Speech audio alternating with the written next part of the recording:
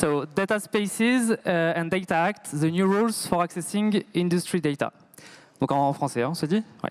Donc l'objectif de cette table ronde sera de débattre de l'impact du Data Act sur la mise en œuvre d'espaces de données industriels de confiance et sur la contribution donc, des différentes organisations autour de la table qui sont représentées, donc le CEA List, Schneider Electric, Valeo et Dawix. Le Data Act est une réglementation importante qui a été proposée par la Commission européenne en février 2022, qui a pris effet en janvier 2024 et qui entrera en vigueur dès septembre 2025, d'où l'importance pour les industriels de s'y préparer et d'anticiper les opportunités que cela ouvre. Cette réglementation vient compléter d'autres réglementations existantes, comme le Data Governance Act, qui est en application depuis septembre 2023 et qui renforce la confiance des mécanismes d'échange et de partage entre les acteurs d'une même chaîne de valeur. On peut également citer l'AI Act, qui catégorise les systèmes d'IA par niveau de risque, 4 niveaux de risque principaux, et dont la data, le carburant principal, a besoin également d'un cadre clair et structuré.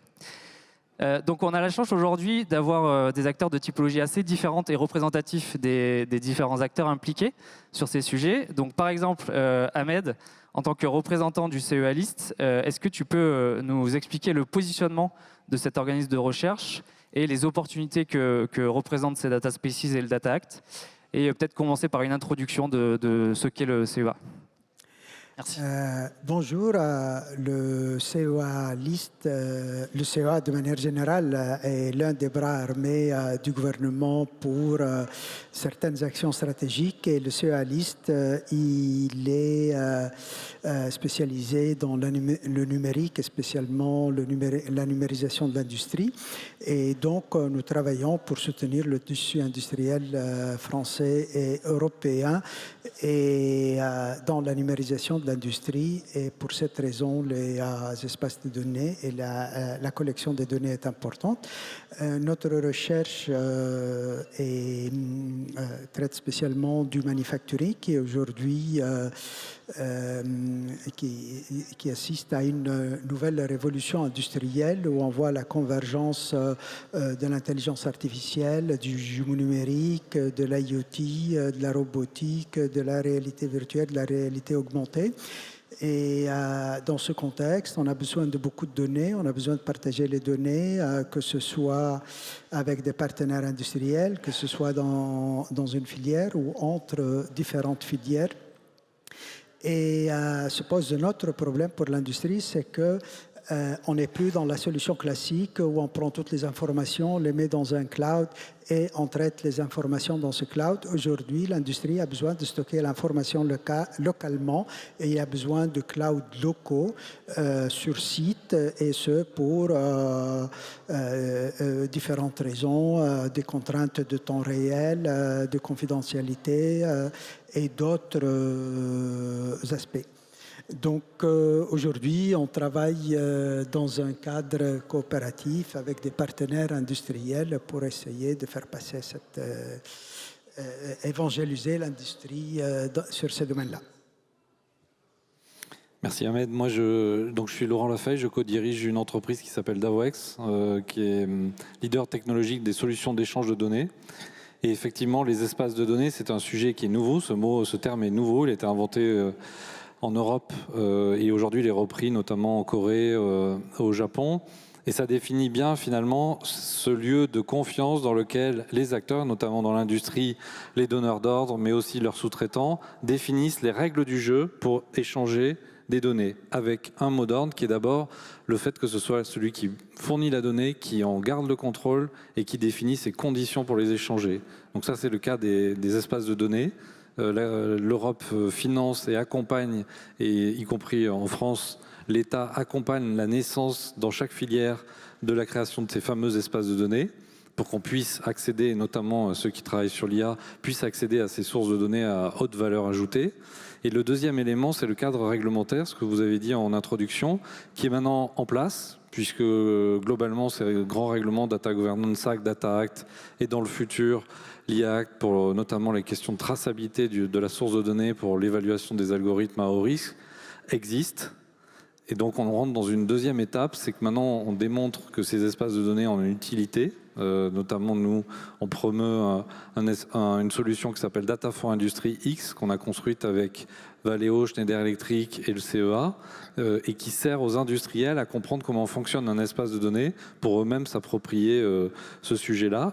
Et surtout parce que ces espaces de données vont permettre d'accélérer la conformité, notamment la question du partage de données dans le Data Act, parce que les industriels sont en train, dans différents lieux, notamment au sein de Gaia X, définir ces futurs standards de facto pour que l'industrie ne réinvente pas la roue dans chaque secteur de comment on définit la confiance, l'identité numérique de chacun des participants sans imposer un cloud, sans imposer une solution technique, mais au contraire en ayant des solutions interopérables parce qu'elles s'appuient sur des niveaux de standardisation qui sont définis de manière très parallèle à ce qu'a fait la Commission sur la partie réglementation. Donc c'est pour ça qu'on est là aussi aujourd'hui pour montrer à tous les industriels que ces solutions existent, que ce cadre réglementaire existe et que ces standards sont en train de se créer justement pour accélérer ces cadres de confiance, donc le partage de données. Bon, je vais rebondir sur ce que disait Laurent. Je voulais revenir aussi d'abord quels sont les enjeux. Quels sont les enjeux? Je pense que c'est quand même assez essentiel. On est relativement en Europe à un tournant peut-être de notre histoire. Concrètement, ça fait 15 ans que la productivité elle stagne en Europe dans le manufacturing, en fait. Paul Krugman, un célèbre économiste, il disait que la productivité à court terme, c'est rien. À long terme, c'est quasiment tout. C'est comment est-ce qu'on crée de la valeur, comment est-ce qu'on crée de la richesse. Après, comment est-ce qu'on distribue la richesse, c'est un deuxième débat. Mais comment est-ce que cette richesse est créée, comment une industrie est compétitive. Et aujourd'hui, l'Europe est en train de décrocher largement comparé aux acteurs économiques que sont typiquement la Chine, les US, mais aussi dans une autre mesure, l'Inde qui est en train de monter en puissance.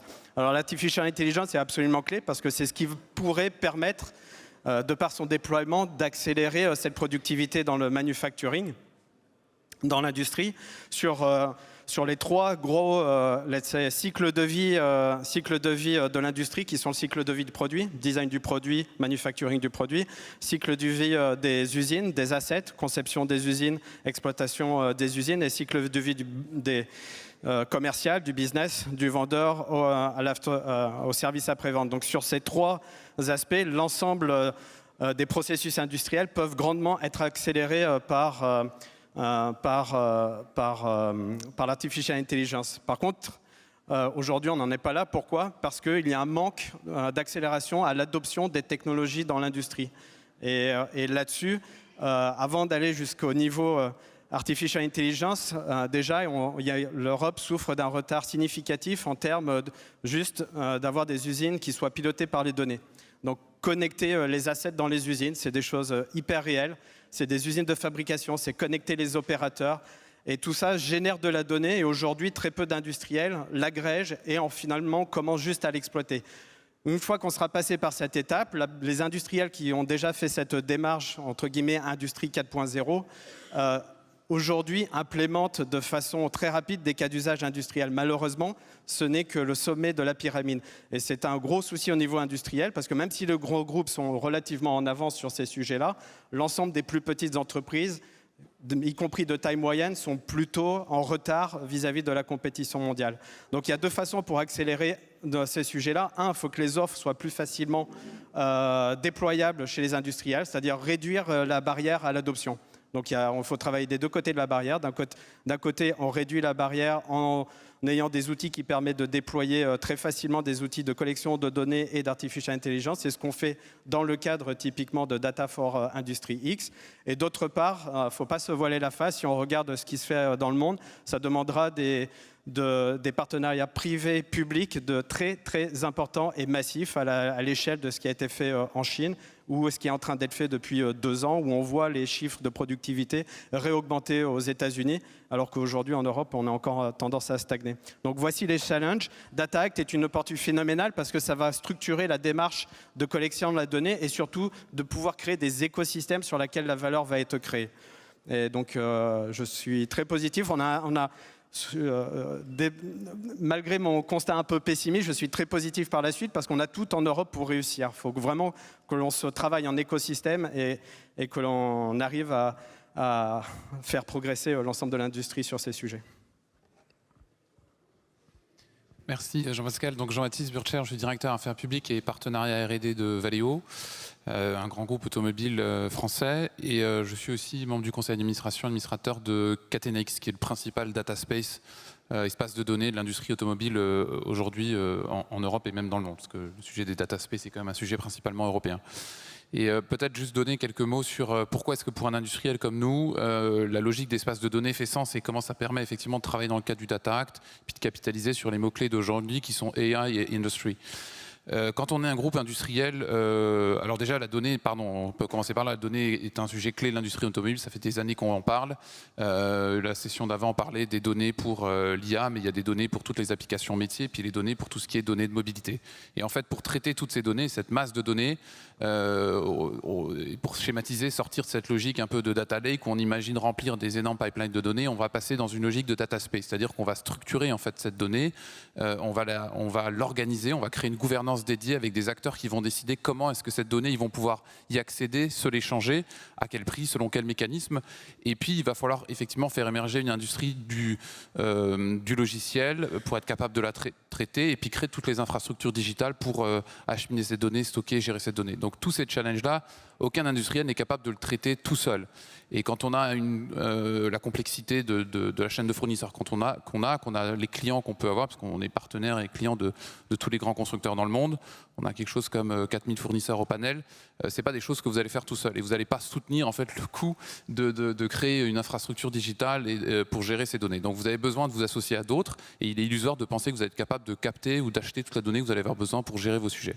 Et donc toute la logique de data space, elle fait sens spécifiquement dans ce type de cas d'usage où on a beaucoup d'acteurs, on a des écosystèmes d'acteurs, et on a besoin de se mettre d'acteurs sur comment et quel type de données on veut échanger, parce que chacun veut garder en fait la propriété de cette donnée, ou s'il veut la céder, il veut la céder dans des conditions qui sont intéressantes pour lui.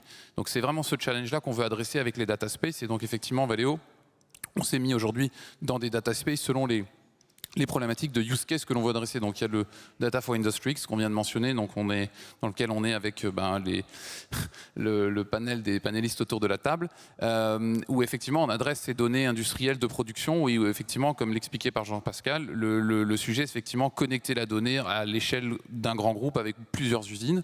Et puis on est aussi dans un data space type Catena pour gérer effectivement la donnée plutôt liée à nos chaînes de fournisseurs, la traçabilité de bout en bout des fournisseurs, avec la complexité que ça peut avoir, ou d'autres use cases de qualité, de gestion prédictive. Donc c'est vraiment ces types de sujets qu'on adresse. Et il y a d'autres use cases et d'autres data space qui vont émerger dans l'industrie automobile. Ça existe déjà autour des données de mobilité, autour de tout ce qui est data space for AI. Voilà, donc il y a beaucoup d'applicatifs qui peuvent émerger. Donc effectivement, on est confiant dans cette spécificité et on est aujourd'hui investi dans au moins ces deux data space qu'on mentionnait. Donc l'idée, c'est pas de le voir comme une contrainte et un sujet de compliance, mais plutôt comme une ouverture finalement à de nouvelles opportunités, à la mise en commun d'espaces de données partagés et de pouvoir travailler mieux ensemble à travers l'interopérabilité. Il y avait le sujet aussi finalement de partage des données à des partenaires tiers, des sous-traitants. Est-ce que Laurent, tu aurais 2 mots à dire sur ce sujet-là ? Oui, c'est intéressant. Dans les filières industrielles, il y a 2 catégories sur les espaces de données, et notamment avec les sous-traitants qui peuvent être des PME. C'est soit le chef de file et le mastodonte du secteur, et donc tous les sous-traitants s'alignent du niveau N-1 au niveau N-10. Et dans ce cas-là, ces espaces de données ne peuvent pas être vus par un système d'information unique, c'est-à-dire celui du donneur d'ordre, parce qu'il y a des PME qui sont faiblement encore numérisées, d'autres qui ont pris des initiatives. Donc c'est comment ces espaces de données respectent finalement la gouvernance données de chacune des entreprises tout en les fédérant. Donc c'est vraiment un système, une approche très décentralisée qu'on retrouve dans le data space. Et les data space eux-mêmes appliquant la réglementation, c'est aussi un moyen, notamment sur des sujets comme CSRD, la remontée de l'information de carbone. Pour une PME, c'est vraiment pas un sujet simple parce qu'à la fin, ce sera un fichier Excel qu'il va falloir remonter alors que le donneur d'ordre, lui, il est déjà tout APIfié, etc. Donc comment on gère des hétérogénéités dans ces chaînes de valeur. Et la deuxième catégorie, c'est quand les filières n'ont pas un grand donneur d'ordre. Et là, c'est quel rôle jouent les filières pour organiser et accompagner ces PME à aller sur ces sujets d'espace de données. Et là, il y a deux points d'entrée, enfin il y a plusieurs points d'entrée pour ceux que ça intéresse. C'est l'État français soutient à travers BPI des appels à projets, les initiatives de filière, ça s'appelle les appels à projets espaces de données. Il y a notamment une relève en décembre. Et puis la Commission européenne finance massivement des espaces de données sectoriels dans des secteurs stratégiques pour l'Europe. Et donc on retrouve déjà ces sujets d'espaces de données dans beaucoup de filières. Et on parle même d'espaces de données dans la filière défense pour expliquer un secteur qui sait protéger ses données. Donc d'où cet enjeu aussi de toucher ces PME et pas seulement les quelques grands groupes et leurs premiers fournisseurs entre eux. C'est pas cette idée-là, l'espace de données. Très intéressant. Est-ce qu'on peut faire le lien aussi avec une autre réglementation majeure que j'ai évoquée en introduction, qui est l'IA Act, et comment finalement les deux sont complémentaires? Quel est le besoin pour l'application de l'IA Act que permet finalement la création d'espaces de données sécurisés et de confiance? Peut-être plutôt Jean-Pascal sur ce Moi, sujet. j'aimerais revenir parce que juste sur le point de la partie collaboration et écosystème, ce genre d'initiative et dans le manufacturing, c'est surtout des sujets qui doivent être pris au-delà du cadre national.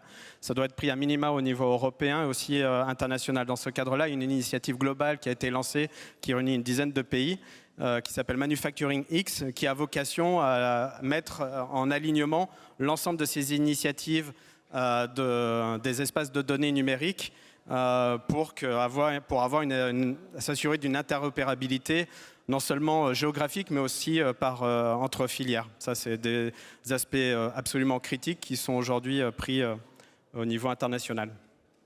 Et pour revenir sur l'IA Act, même si ce n'est pas demain, dans le sens Data Act arrivera avant l'IA Act, mais finalement tous ces règlements s'enchaînent de manière assez structurante, puisque dans l'évaluation des algorithmes à haut risque qu'on va retrouver dans l'IA Act, il y aura la question de la provenance des données. La provenance des données, c'est leur traçabilité et c'est d'où elles viennent. Et elles ne viennent pas d'un système d'information unique. Et elles viennent parfois de sous-traitants et d'une cascade de sous-traitants qui, par ailleurs, eux, travaillent dans plusieurs filières industrielles. Donc c'est pour ça qu'on retrouve aussi dans ces sujets de data space les questions d'interopérabilité entre espaces de données. Et ça, c'est très préfiguratif de ce qu'on devra avoir quand l'IA Act arrivera en application. On a encore un peu de temps pour ce dernier règlement.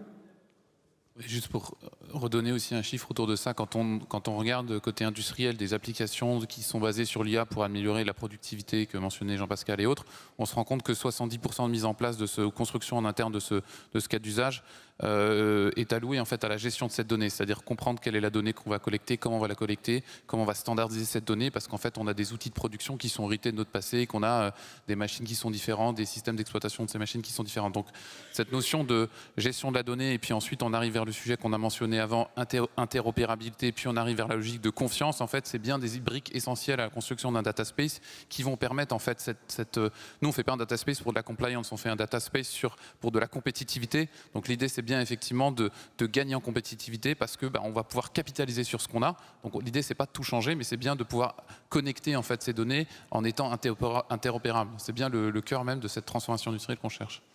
Très bien. Bon, merci à tous pour votre intervention, très riche, très intéressant, et peut-être à l'année prochaine.